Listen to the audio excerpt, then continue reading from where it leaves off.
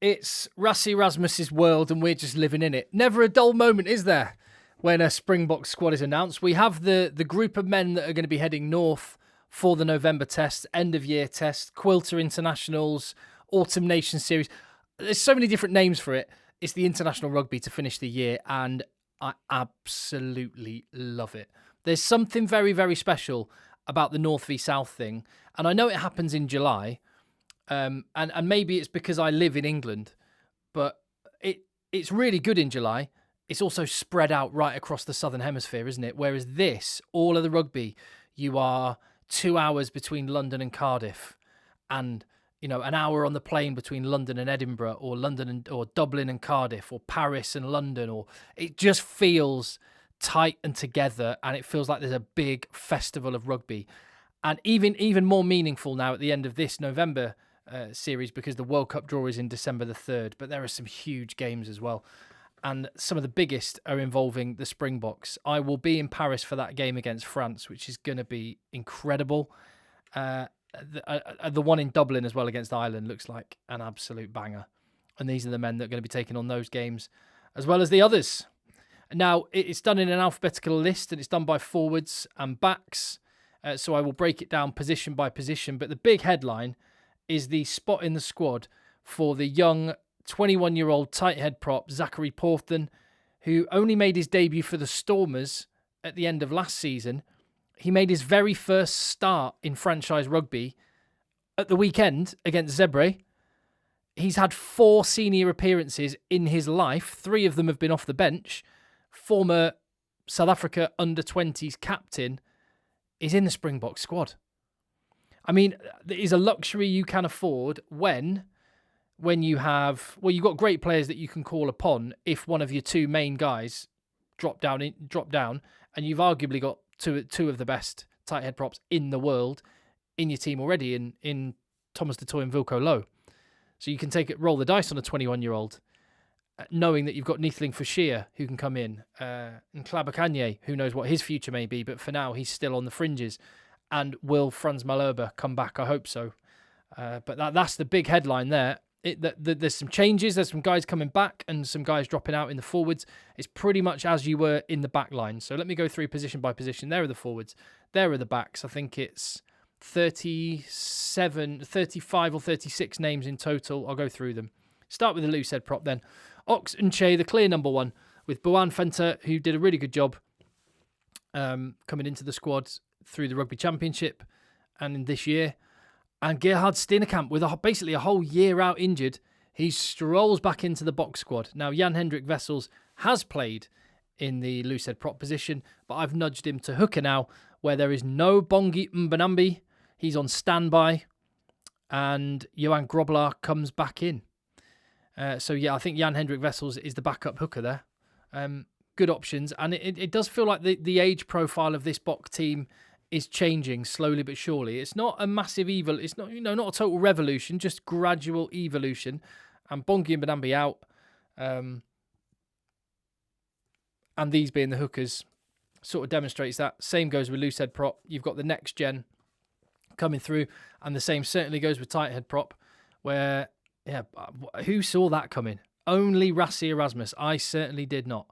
But let's see what the guy's made of. They have got that game. I don't want to be unkind to Wales. In fact, by the way, I forgot to mention this. So I will mention a couple of South Africa / South African focused announcements that I have to make and will be making very soon.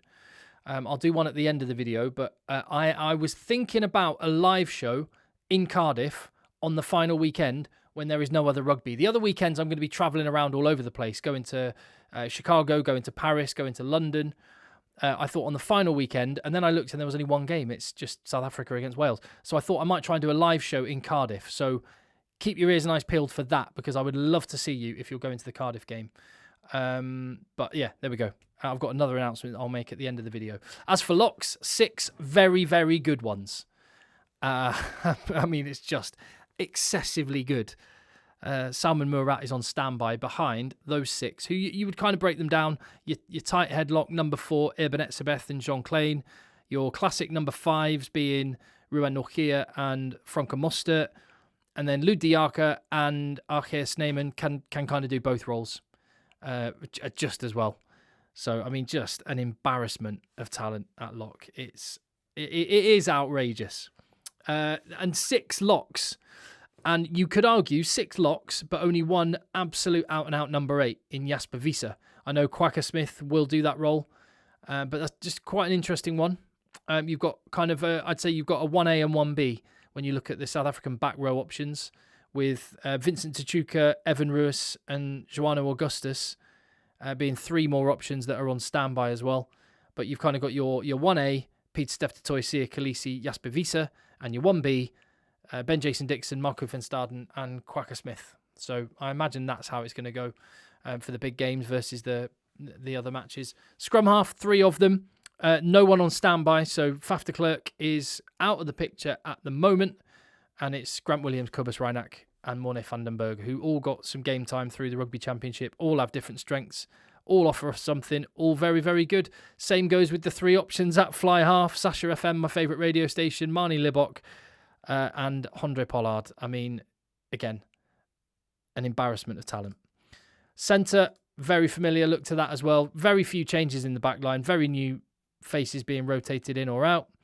Damien Dielende and Andre Esterhuizen, the 2 12s, Jesse Creel, and you would say Kanan Moody, the 13, although there are quite a lot of players who can move around the back line, with Ethan Hooker able to play there and Moody could play on the wing. You've got Damien Fillemser who can step into centre, but I've kept it as those 4 just for the purpose of this. Outside backs, Edwill van der Merwe, another one of the scrum cap wearing Power Rangers, so they've got the full hat trick of them, along with Damien Fillemser and Ethan Hooker. So Fillemser looks like, with Apalele Fassi still out injured, looks like the only out-and-out 15. So Sasha Feinberg and Gomazulu can definitely cover that spot.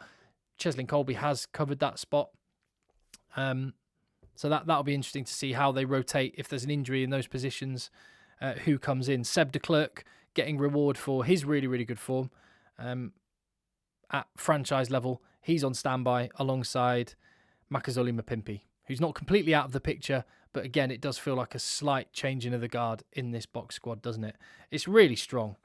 It's stacked, and Rassie Erasmus can afford to take a few risks. As for the strongest possible starting team, what would you go for? I mean, it's Oxenche, obviously, with Malcolm Marks and Thomas du Toit, backed up by, I mean, we'll see what Steenekamp, we'll say Boan Venter for now, because Steenekamp hasn't really had much rugby, but he will eventually be the backup loose head prop, I would imagine, with Wilco Low and Jan-Hendrik Wessels as your backup front row. Lock, Erbenet, Sebeth, Ruman, Norkia, they're the incumbents. They've got the jersey, haven't they, with Sneeman on the bench. But Ludi, they'll all get some rugby. It's just crazy how much they can just keep rotating and keep the standard just the same. It's not fair, frankly. I've already said the starting back row: Peter Steph de Toy, Sia Khaleesi, Jasper Wiese, with Quacker Smith on the bench. Scrum half, I mean, Kobus Reinach's hard to look past him. And that combination, Rassie seems to like the combination of Reinach with Sasha or Williams with Libok. So I think that may be the way that it gets rotated. But, I mean, Pollard and Vandenberg, that works too. But there you go. Dielende and 13 is one of the ones where it's hard to tell, isn't it? It looks like Moody might have the 13 shirt above Creel now in the strongest starting team. So I'll go with that. I'll go for Dielende and Moody with the back 3, Colby, Fillemser, and then either Arendse or Hooker. So the number 11 and the number 13 jerseys are probably the hardest ones to call. And maybe a couple of the spots on the bench. If you were going all-out strength, as they will be in that game in Paris, that is going to be epic. And that should be, because there's the game against Japan before it, the game in Paris should be Sia Khaleesi's 100th test match, which is another reason why I'm absolutely buzzing to be there. I cannot wait for that game. Oh, I mean, it feels like the third part of a trilogy as well, because you had that incredible game at the Rugby World Cup, obviously, in 2023. In 2022, that game in Marseille was brutal and was just like rugby cinema. So this feels like the final installment of an epic trilogy in Paris on the 8th of November, and I'm going to be there, and I'm going to be taking the channel there. I'm going to be letting you absorb as much of it as I possibly can, getting out there with the fans. So if you appreciate the content on the channel, hit subscribe, give the video a thumbs up, leave your thoughts down below. But I would also say, because I did say I've got another announcement, I'm coming back to South Africa one more time this year. I'm coming in December. I thought I need to come to this country. And you know what, if you're still watching this, you've obviously, thank you for watching and everything. You probably might have noticed already, quite taken with the country. It's quite a nice place. I quite like going there. But I've only ever been in July and August. And people said, you think it's nice now, Tim? You need to come when it's your winter and our summer. So go on then. Bucket list ticked off before the end of the year. I'm going to come in December.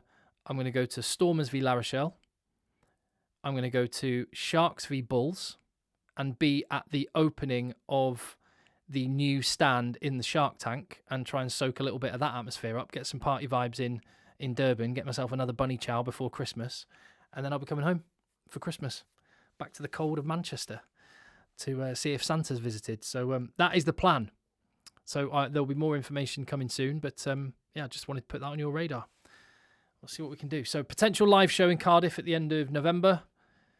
And then about a week later, heading out to South Africa to come and actually get a bit of sunshine. Well, actually, to be fair, I came back from a South African winter with a suntan, so I'm going to need to get the factor 50 out and stay in the shade. But there we go. Thank you for watching. As the squads keep getting announced ahead of the November series, I'll keep the videos coming on the channel. Let me know what you think.